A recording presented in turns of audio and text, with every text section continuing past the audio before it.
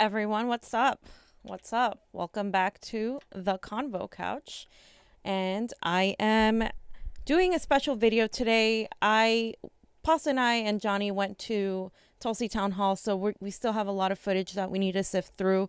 So it's going to take like a minute. So today I'm going to talk about Elizabeth Warren again because I believe she is the establishment's last card. And what we are seeing is a shift from Biden to her as the media is shifting to preference her. Also, we're seeing that the polls are shifting, of course, in coincidence. And we're also seeing that there is a little bit of somewhat of an organic shift, but it's very, very minimum, and I'll explain why. So the first thing I'm going to talk about, because I want this to be a small, succinct video, is the propaganda polling. MSDNC, as I refer to them, released propaganda reminiscent of 2016's shenanigans. They took the polling data and then turned it into this imaginary number chart of delegate votes without a single vote being cast. So let's just show the graph of the article here. We have MSNBC, and they're showing the 2020 Democratic early context pre-election delegate estimate. So over here, we're seeing that the whole title was that new poll shows Warren closing in on Biden in an estimated delegate count. So we see Biden having 600, we see Warren having 545, we see Bernie having 286, O'Rourke, and then Harris and Klobuchar. So this whole thing is to make it look like, look, Elizabeth Warren is rising in the polls, and look at her delegate count, and look at Biden's delegate count compared to Bernie's. This creates a false sense of information that makes voters feel like, oh, why am I going to vote for Bernie if he's so far behind the other two? People who don't look at indie media, who only watch CNN, MSNBC, etc., don't know what goes into this polling. And if you look into the polling and you have to look at the random sample, and if it's a random sample, the size of the sample, the margin of error, people don't know all this. They don't do all this. They look at this and they're like, wow. So when their friends are like, well, I'm voting for Biden because he has the highest likelihood of beating Trump, this is where they're getting this information from. It's very dangerous, and it is completely dishonest for the media to do this. This is why I call it propaganda. This is fake news. I mean, Donald Trump might have coined the term and turned it into a right-wing conspiracy, but it's not a conspiracy. And that's the problem when the left automatically assumes anything that questions the narrative is, and I should say the liberal left, not like the left. When they, make anything that questions the narrative something to be like some sort of conspiracy, which isn't, it's not valid. So, this is called bandwagoning when it's done, like I said, to discourage people from voting instead of going with their choice. And the DNC did this in 2016 with Clinton, already talking about how many superdelegates Clinton had. So even though the superdelegates don't vote until the second round this time, this is acting like this is legitimate research when this is not. And it just makes it look worse than it should. So I want to kind of play a little bit of the video so you guys can see exactly what these pundits are saying and how they completely dismiss other candidates, including Yang, including Tulsi, who is rising in the polls, and of course, Bernie Sanders. We're back with a brand new 2020 poll that has the race for the Democratic nomination looking the closest yet. The CBS News YouGov survey of early Democratic contests has Biden pulling in an estimated 600 delegates. Elizabeth Warren right there on his heels with 545. The two are well ahead of Bernie Sanders, who gets an estimated 286 delegates right now. The results are from all of the states holding Democratic primaries and caucuses through Super Tuesday. Let's bring in MSNBC contributor Victoria DeFrancesco Soto, professor at the University University of Texas LBJ School of Public Affairs. Democratic strategist Don Calloway and Republican political consultant Shermichael Singleton, contributing host for Vox Media's Consider It. Hey, guys. Good to see you all. Let's go ladies first here. Victoria, how big is this? I mean, does this mean Warren is within reach of Biden, only 25 delegates behind at this point? This is a very big deal for Warren because there's only really room for that one left candidate.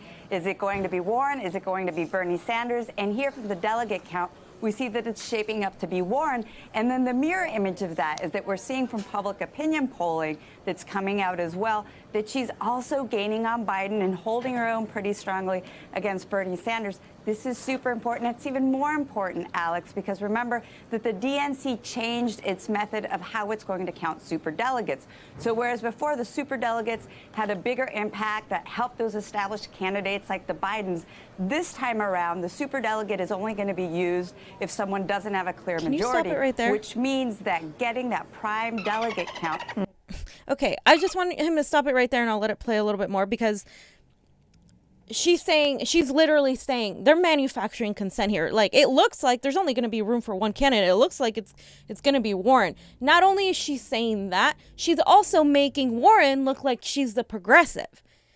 She's making Warren look like she's like whoa, like it's great. A progressive is winning. It's there, and she's completely dismissing Bernie Sanders and making it look like this person, like Elizabeth Warren, is actually a super leftist, and that's great. If she was a super leftist, they wouldn't be talking about her this way. They have never spoken about Bernie Sanders this way, ever. And if we look back to 2016, before that, they spoke about Tulsi really positively, but then the moment she endorsed Bernie Sanders, she was blacklisted. So let's not kid ourselves here. When we're seeing them prop up Elizabeth Warren, it's not because they had a change of heart and they all of a sudden embrace leftist policies. It's because they are okay with her for the reasons I've talked about before and the reasons I will continue to talk about. Just let it play a little bit longer, Johnny. It's going to be key, and Warren, she's doing well. She is. Michael, before this poll was released, the Daily Beast had an article, and it was titled, "Trump World Anxiety Grows Over a Rising Elizabeth Warren." What are you hearing? Are Republicans beginning to see her as a serious threat to the president? I mean, there is some concern, but the primary focus is still on Vice President Biden, because most Republican strategists and operatives do understand that in order to become the nominee of the Democratic Party, you have to secure a significant amount of support with African Americans. 6 in 10 Democrats at this point say that they're still open to supporting someone else. And so I think for the Warren campaign, the question has to be, in spite of her quick advances, if you will, why hasn't she been able to find resonance within the black community where Joe Biden has it? Is not only African Americans, Alex, also Hispanics seem to favor Joe Biden more favorably than the other Democratic candidates. And so if you're one of those advisors advising someone like Warren or even Bernie Sanders, you have to be struggling trying to figure out how can we chip away at that support with two of the largest minority groups in the country. Yeah, okay. And yet, Don, Politico had a report out Friday. So I just want to note really quickly, yes, Elizabeth Warren does not have people of color supporting her. She has them on her staff for identity politics' sake. But yes, the majority of her supporters are white. And okay. But to say the same thing about Bernie Sanders, the majority of his supporters are people of color. The majority of his supporters are women. And again, we are seeing them completely ignore those facts that have been proven by statistics, by studies. And make it out to seem that Biden is the one that's getting, all these votes. Also, what they're doing is they're making Warren seem like she's the threat to Trump. Donald Trump is not scared of Warren. He's scared of Bernie Sanders. It is very clear. He's even insinuated that himself. Whenever Bernie says something to him, he doesn't attack him back. He's literally not afraid of any of these establishment candidates because Trump understands that the real threat is going to be a movement that mirrors his in the opposite end of the spectrum. Trump has even put ads out that even specifically reference Bernie. Isn't that right? Exactly. So like, oh, you don't want that socialist Bernie, and Yeah. he doesn't do any ads for anybody else, No, right? because he doesn't see anybody else as a threat. But the Democratic Party and the Democratic establishment are clearly, they know this, and they're clearly threatened by what is happening. So I'm just going to go ahead and move on for the sake of time. But if you guys do want to watch that ridiculous video, they basically just completely ignore Bernie Sanders and they continue to prop up Biden and Warren, which is what I figured would happen. And later on, the gentleman, I think all the way on the right, says, oh, Biden is pretty much going to dwindle and it's going to be Warren, just like we've been saying here for the longest time. So I just want to let you guys know the shift has begun. It's not just the media. It's all these centrist think tanks like Warren. And I'm like, for Warren, like Neera Tanden and Center for American Progress, all of these people are lining up for her. So let's talk about her rallies. The media really focused a lot on her rallies, and Warren supporters have been talking about how she's getting the largest crowds in New Hampshire. And let's go on Emma's Twitter here, where she was like, in her objective analysis, once again, she decided that Warren had the largest crowds, and on this there's a little really quick video, Johnny, that we can play.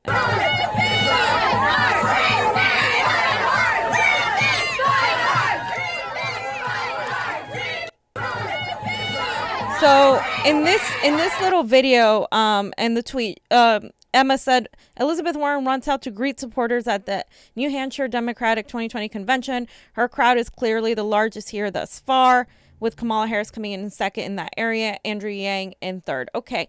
So I want to look at what Bree Joy Gray did.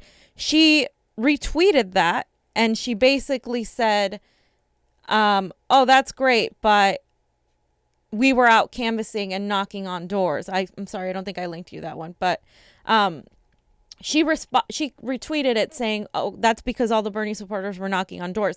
The Bernie campaign, while this was happening, knocked on over nearly 10,000 doors. 10,000 doors. So their strategy is obviously talking to people, one-on-one interaction, and there is a pic here, Johnny, below where you can see the crowds, the Kamala Harris that she posted, and the Elizabeth Warren, and you can see me saying about her objective analysis. But I just wanted to point that out because the truth is Warren's support, although some of it is organic, and we saw the little girls, screaming, we need a woman in the White House. It was really kind of disturbing because they were like screaming at people. There wasn't that many of them, but they just had a lot of signs, so it looked like there were so many of them. But Elizabeth Warren's support, is it really organic? It looks like it's not. Senator Elizabeth Warren, and this was on the Boston Globe article, of Massachusetts demonstrated the sheer force of her supporters. Warren received by far the biggest reception of any candidate when she took the stage, welcomed with a 2-minute standing ovation before she uttered a word. Her campaign paid for hundreds of tickets and provided supporters with thundersticks reading, "Win with Warren. We have to win in 2020, Warren said in the opening minute of her remarks. So let's talk about how it's done.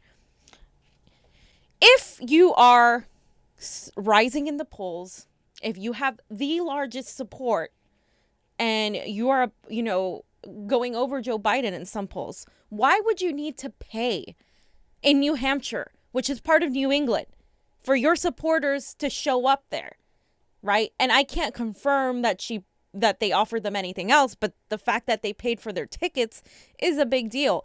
And why would you have to do that? Bernie Sanders doesn't do that. Bernie Sanders' support is all organic. So what I'm looking at here is maybe she's not as popular as the media is making her out to be, but she has to make it look like she is, because maybe come the convention, right? Come the convention, we cannot question how popular she was and she has been. And now that is my opinion. That little small snippet is me theorizing over why. But That's to me what it's looking like is happening. So I want to move on to Hillary Clinton. As many of you know, and I posted about this a few days ago, Warren has met with Hillary Clinton. It's been discovered that she met behind closed doors. She's met several times. And of course, it makes progressives uneasy, understandably so. But there are ways this helps Elizabeth Warren. It gets her possible funding. It gets her the DNC to know that she is willing to talk to the DNC's queen and play ball with the establishment. It ensures her loyalty to them. It makes hardcore Biden supporters make them feel like she's not as bad, and it boosts her career politically in the establishment, right? But this hurts Warren with progressives. This makes progressives, as I said, feel like, okay, like we know who you're with, and it risks damaging her by aligning herself with all these moderates. But the Democratic establishment doesn't care about that. So more than anything, in the eyes of the establishment, this helps Warren. And when it comes to, backing off Medicare for all, the situations with Dow revealed, and a lot of the things coming from her Senate campaign funneling corporate PAC money, which is different. It's corporate PAC money. Yes, Bernie Sanders funneled some of his money from his campaign. And this is in response to Lauren Steiner, who said, well, Bernie did it too. Well, Bernie didn't funnel PAC money into his presidential run. Bernie's support is largely grassroots. So because I've been talking about Warren, I quickly want to just talk about the truth about Bernie's support. According to an article on Common Dreams, Bernie received standing ovation as the largest New Hampshire convention crowd. And of course, Common Dreams is a progressive news source for the most part. They talk about they kind of, talk against the established narrative. And this is where I link you Brianne status, Johnny, where she talks about what they were actually doing while Warren was paying for people's tickets to go yell and, cheer her. This is what they were doing. They were knocking on doors. Do you have the link? Okay. They were knocking on doors, and I think that was a low key, like, look, this is what we're doing.